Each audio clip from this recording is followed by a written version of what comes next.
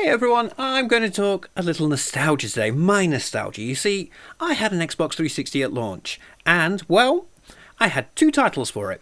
I had Cameo Elements of Power because, hey, Rare make good games, right? Right? I didn't know, and it was only going to get worse from there. But that's a story for another time.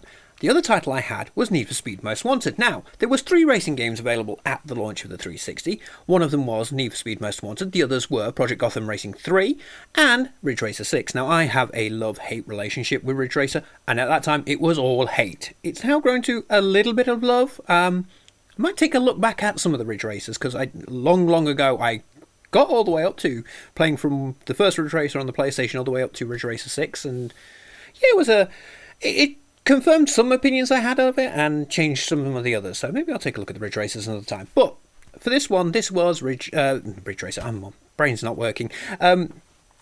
Need for Speed. So I played a little Need for Speed back in the day, and I hadn't played it for a while. I know it had changed up and got story based. So I thought, hey, this looks fun. Looks like it should be a fun game to play. So why not? So that was my 2 launch lineups. Just for a fun fact.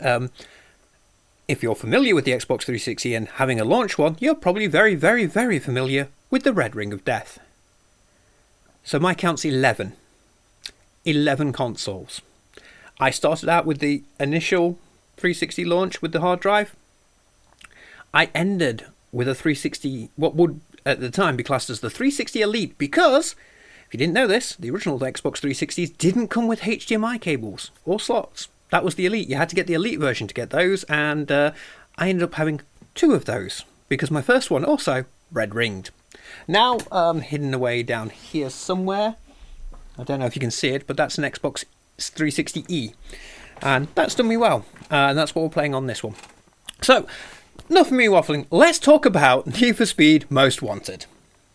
Oh, so Need for Speed Most Wanted. Where do we start with you then? Well, I'm very familiar with this. This was a launch title for the Xbox 360. This was probably the first game I played on the Xbox 360 when it came out. This was also the first game I fully completed for the Xbox 360 way back in 2005. Yes, that's almost that's nearly 20 years ago. This game is nearly 20 years old, and when I read that, I was like, I know I make the joke about, damn, I'm old, but damn, I'm old.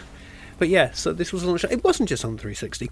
You could get it on the GameCube, you could get it on the Xbox, you could get it on the PS2, you could get it on the Game Boy Advance. Maybe I should have a hunt around and see what that version's like.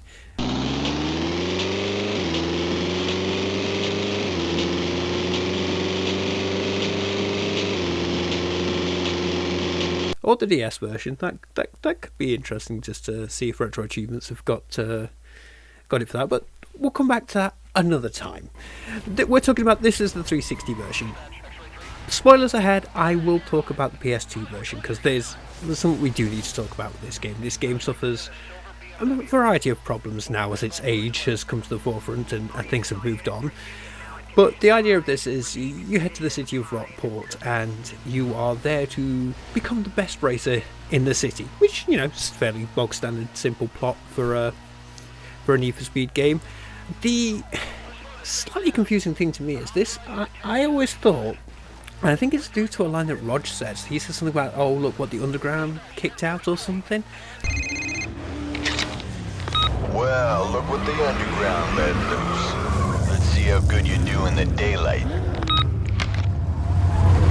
But I thought this was sort of like a weird sequel to Underground, because I have this weird, and this might be headcanon, I mean, the Need for Speed's interconnectivity is questionable at best. I think the only 2 that you can say for certain is this and Carbon, which is the sequel, but I always thought that it sort of runs Underground, Underground 2, Most Wanted, Carbon, and Pro Street is sort of a little section. I'm sure there's like voice lines that hint at the fact that these are sort of connected.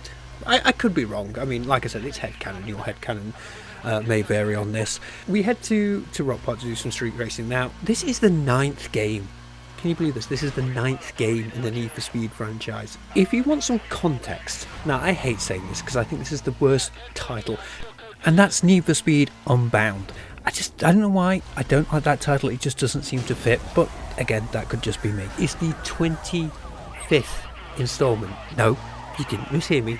25 of Need for Speed. That doesn't count some of the unofficial ones. What do I mean by unofficial ones? You may be familiar, here in Europe or here in the UK, with a little series called V-Rally, right? V-Rally. It's a racing game, rally game. It wasn't too bad, wasn't great, hasn't aged well. But V-Rally also is known for having the prefix of Need for Speed V-Rally. I think that was in the States. This, going off Wikipedia, so pinch of salt, everybody. I'm still getting over 25 titles in this franchise. See, I played Need for Speed back in the day, back on the PlayStation. I think it was around about Need for Speed 2, but they weren't so much of a thing, or as a bigger franchise, or maybe they just weren't as big as the thing in my head. I was much more happier playing stuff like Colin McRae and Gran Turismo back then. So the Need for Speeds weren't of interest, so I missed out on that.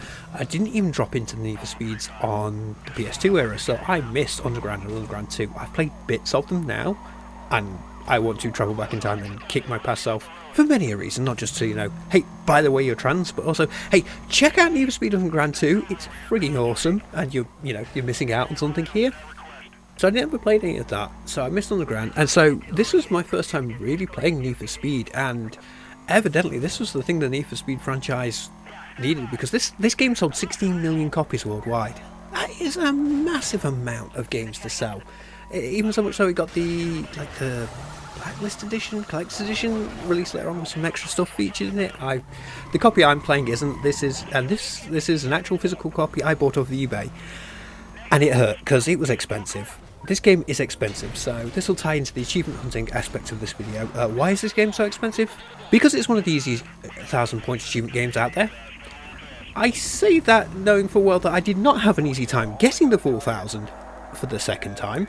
But yes, this is one of those games that you can play and you don't have to really work particularly hard to get the full 1,000. It's not a TMNT. It's not a The Last Airbender kind of deal. You will have to play the entirety of the game, but I'll tell you what, it might just be worth it, because if you want a single achievement with probably I think it is the highest achievement score going, you kind of want this game, because for finishing the game you get a 350 point achievement for beating Razor. So if you're looking for like a really high end achievement, and I think it's actually kind of a rare one, again I think it's because this game is one of the easy 1,000 points, but people charge you up the wazoo for it. My copy came from eBay and was scratched all to. I had to install this to the hard drive to make sure it worked, because I was not convinced it would.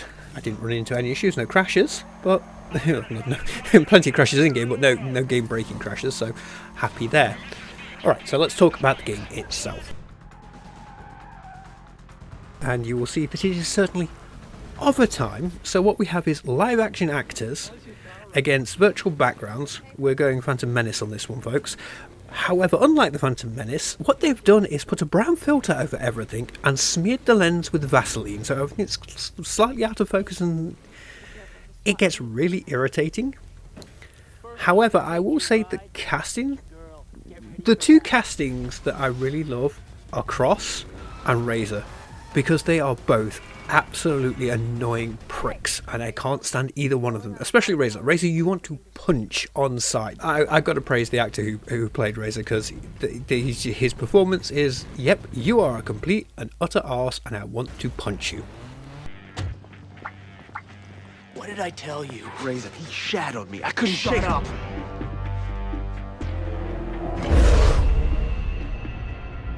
Another bolt-on Wonder Boy looking to get smoked. Why don't we save you the grief and peel those parts right now? Bolt on or not, that ride is hot.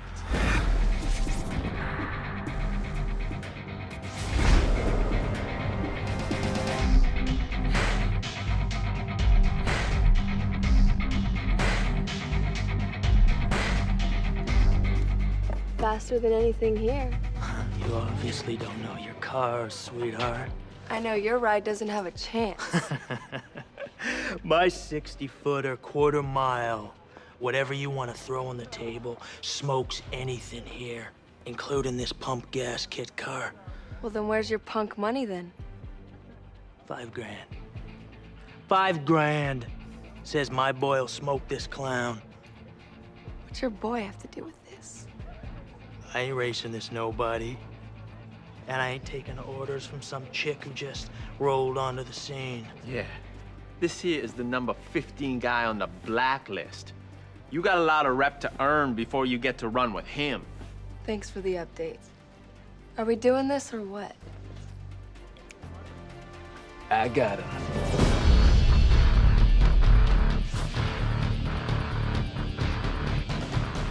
Why don't we make it 10 grand? Oh, yeah, you want to amp this up? Let's do it right. Yeah. Give me the police. We got a couple of guys about to street race down here at the shipyards. You better send the cops right away. Maybe an ambulance, too.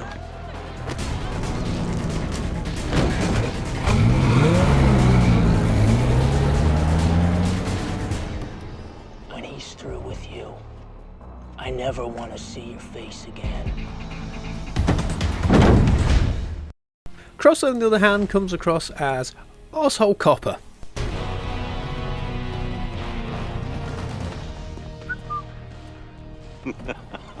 Oh man, did you pick the wrong street to run on? This is a nice car. Gauges, shifter, wheel? Is this all for show or is there something more I should know about? I'd like to take a little peek under the hood. Good idea. Let me tell you what's about to happen. We're gonna take your car, tear it apart, and see if it's street legal. You know, I'd lay odds that it ain't. Get a record down here. Looks like your racing days are over. Let me let you in on a little secret. Street racing in Rockport is finished. I've got a beautiful little surprise that's gonna tear you guys apart from the inside out. Now get out of the car. Attention Patrol Division. Units are in a high-speed pursuit of multiple vehicles, aggressively evading custody. Units in the area directed to clear and head outside cover.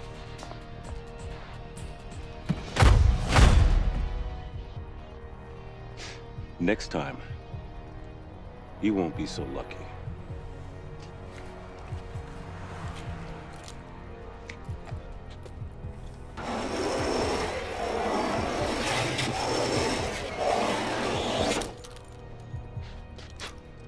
Nice pinstripe. Okay, so I said I was going to take a look. Well, I'll show you guys some PS2 footage, which you can see here on the left, and as I've so easily labelled it on the right, you can see the 360 footage. Now, why am I showing you this? Now, remember how I talked earlier about how they'd put a brown filter over everything? So on the PS2 side of things, you can see, yes, graphically, nowhere near as good as the Xbox 360, but seems to be lacking in that weird brown filter, which you can really pick the vibe up of the muted coloured tones in the 360 version opposed to the PS2 version, where it has slightly more vibrancy to it. Yes, it's not going to be anywhere as close to the 360 in the way it presents itself in detailed reflections and models like that, but just in its colour choices alone, I kind of think it makes a big difference, and it's kind of a negative of the Xbox 360 version of the game with this brown filter, that it sort of just mutes everything, saps away all the colour, and just doesn't give you that vibrant feel that Underground had. And I think Carbon picks it back up and is a lot more vibrant. I think it's something that they learned from. But this isn't just a Need for Speed thing. This is, if you are familiar with especially early day 360 games, there was a lot of issue where they just did decide to make everything brown for whatever reason it is. I don't know why. It just seems to be the weird little trait that the era had to begin with for a couple of years, and some things did carry it on, but even eventually dropped it. Like Gears of War 3, you know, we get away from the browns of those levels and get into a tropical setting, and obviously as the Need for Speed's gone, they get much more vibrant. But I just want to put this comparison here just to show you that the PS2 actually has a nice colour pop to it. While it may not it lacks the definition of the 360, it has a nice little colour pop to it. Also, I think I did really well at syncing these two races up together, so proud of myself on that one.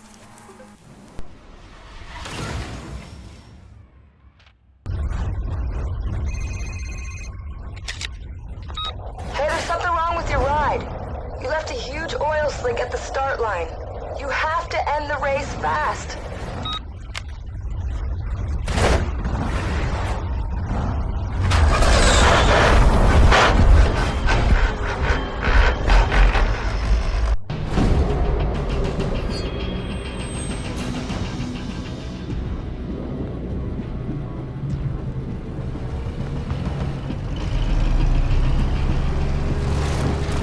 Thank you for the ride. I knew you weren't blacklist material. Hey, where's your punk money now? What happened? What happened is he's all show and no go.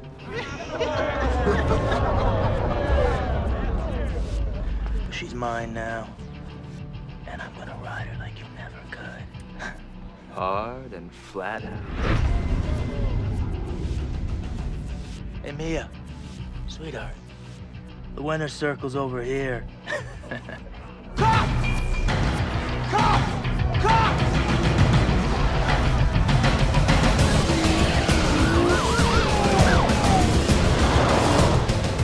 Bus stop's that way, champ.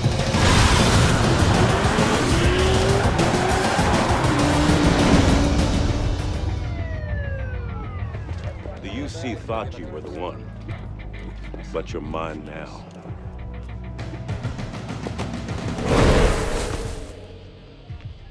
Hey, where's your fancy ride? Who cares? He's not gonna need him where he's going. And they're gonna love you, baby.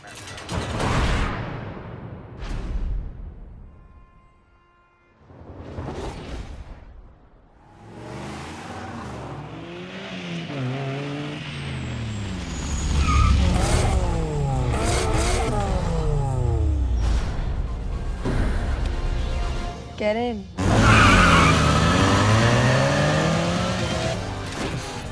I heard they didn't have enough on you.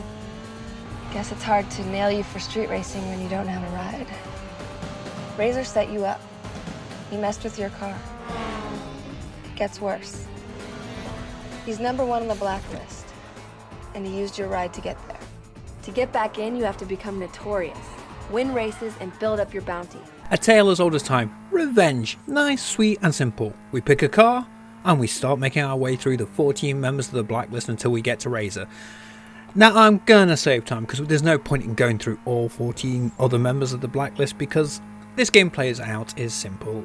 You have to win a number of races and set a number of milestones to unlock a race against the boss, defeat the boss, move on. And that's it. Even to when you get to Razor. Just the number of races you have to win or the number of milestones that you have to set changes depending on where you are on the blacklist. So I'm not going to go through everybody because that would take us over. And the only one you really care about is Razor, because Razor is the arse that screwed us over, interfered with our car and made his way to the #1 on the blacklist. Throughout all that, you will get text messages from Rog, from Mia, and Razor, and sometimes Cross. Not often, he just likes to taunt you and offer to pinstripe your car some more. And quite frankly, if that man comes near my car and tries that again, I'd be inclined to run him over. Policeman or not. Razor does actually give you some hints to what's going on in the background. Now, where I think about this story is it's very basic. And again, it's 2005, we're getting accustomed to racing games actually having a story. I don't think we've even hit the point where fighting games could have a story yet. It's not until Mortal Kombat DC where we start seeing the fact that fighting games can have an engrossing story. So this is bare bones when it comes to its story, but it's a good starting point. And Razor hints the fact that as you defeat members of the blacklist, they're getting arrested, so you know something's going on. And quite frankly, you can all work this out by now that Mia is obviously an undercover copper, because I think we pull this trick in another game. I think it's Undercover, isn't it? It's Need for Speed Undercover. Oh, there's so many Need for Speeds pulling the same sort of story beats, it's kind of funny. But yeah, there's different types of races you can take part in. There's drag racing. Now this plays a little different to how you think it would.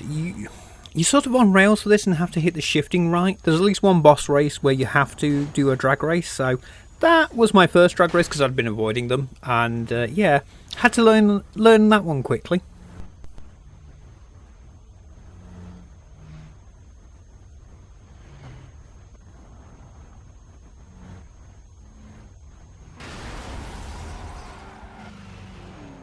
So eventually, after defeating everyone else on the blacklist, you get there, you defeat Razor, and of course he's a whiny little bitch about it, as ever.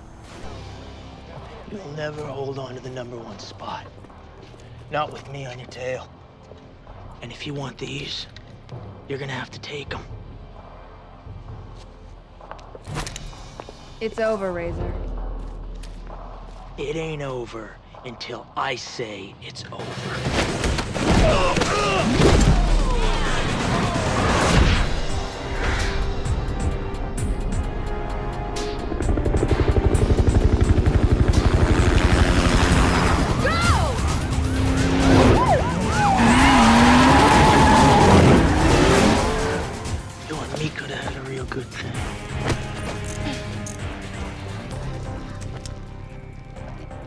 Where's the other guy? He got away. You mean to tell me the most wanted street racer happened to get away? What about the blacklist? Forget the blacklist. They're through. I want every single unit after the guy. Everyone? Everyone!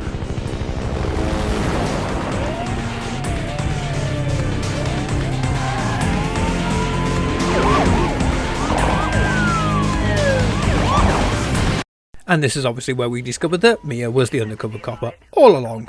Again, story-wise, it's not bad, it's enjoyable enough. This actually leads to one of the standout moments of the game, and that is the ending cop chase, because we get a great nod to everybody, or everyone, from Cross, where Mia does the whole, end of Fast and Furious and gives us the keys to the M3, and we try to escape with the entire police force on our tail. Now, to be fair, they have changed how police chases work in this section. Unlike previously where they were drawn to you like a magnet, they would pin you against the walls. It was difficult once you hit the highest stages of heat in the cop chases. This time, even though it's heat 6, they're not as bad, and your car does behave a little bit differently in this chase to how it will if you play it later on. But that's fine, because I get what the developers were going for. They were going for this cathartic, climactic car chase as you escape the city to freedom, having defeated your rival. You are the best street racer there is around, and now it's time to prove it by escaping this army of police who are after you with helicopters and rhinos and high-end sports cars and everything. And it all culminates in this fantastic high-speed jump over a bridge, which, you know what? At first I was going to complain about it, but I realised no, this is the cathartic ending moment that this game needs. It's just this moment of pure adrenaline in this high-powered car that was stolen from you at the beginning of the game, given back to you at the end of the game, and a bridge jump to boot, so why not? And it does leave the game on a high. You know what, I thoroughly enjoyed this last car chase so much. It doesn't quite make up for the ball ache of some of the milestones that you have to do, but the cathartic release of everything by the time you get to the end, I really did enjoy it, and it was a lot of fun.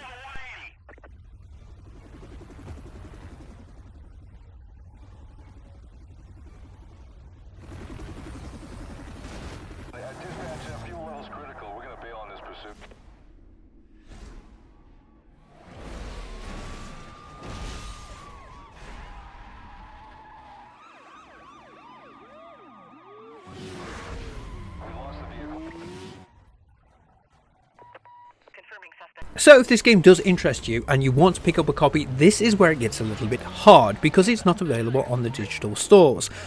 You have to get a physical copy.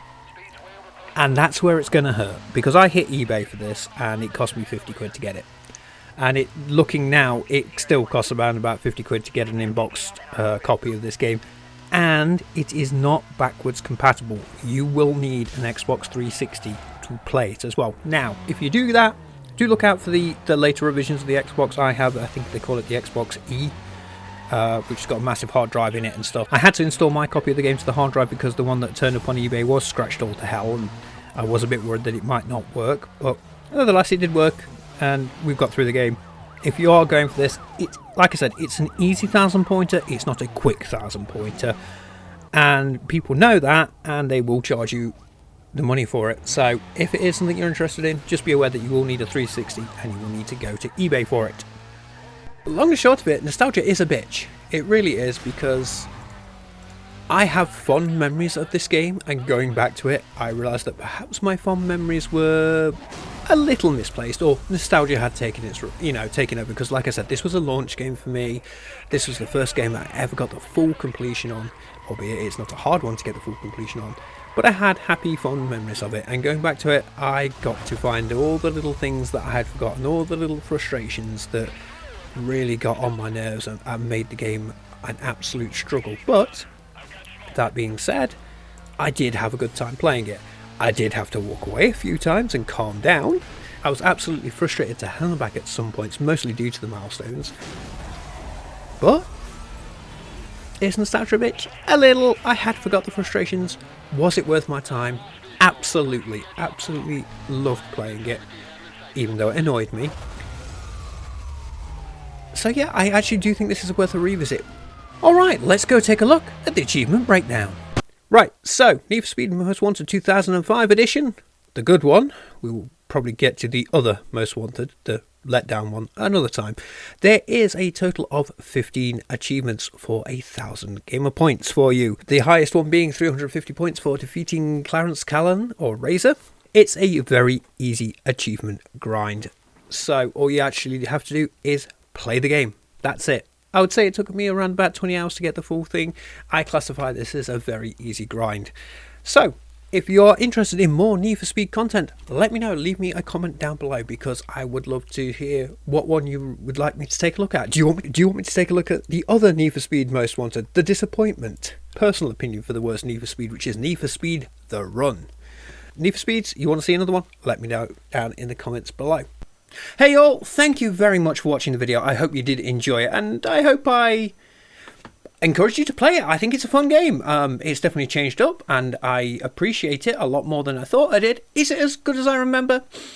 No, there's definitely more frustrating parts in it than I remembered, but that's the thing. I played it so long ago. This was like the first game I ever got the full 100% on, and I did it again just for this video, and I did have, for the most part, fun, but there were times, and honestly there really were times I wanted to throw my controller, because the frustration doesn't come in the racing. The racing is fun, even if, though, this game heavily relies on the rubber banding.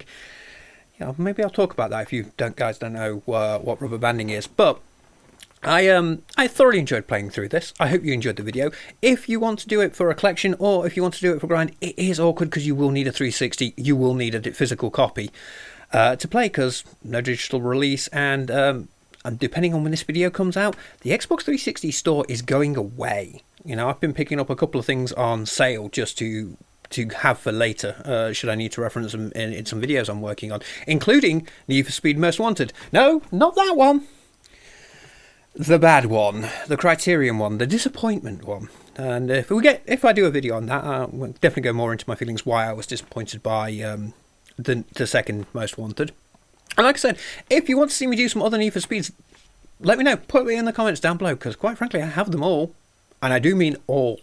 I mean all 25 of them. How many there is? I literally can go from Need for Speed 1 to Unbound. That's how many I have. So, enough waffling. Hopefully you've enjoyed this video. Thank you very much for watching. Remember to leave me a comment down below if you want a suggestion, if you have something you'd like to see me try and grind, if you want to see some more Need for Speeds or anything else. Subscribe to the channel, please. It helps me out. Share it around, because it's, it's great. It helps me find more audience, and I hope, like I said, other than that, thank you very much for giving me your time. I have been Tay, and I will see you again.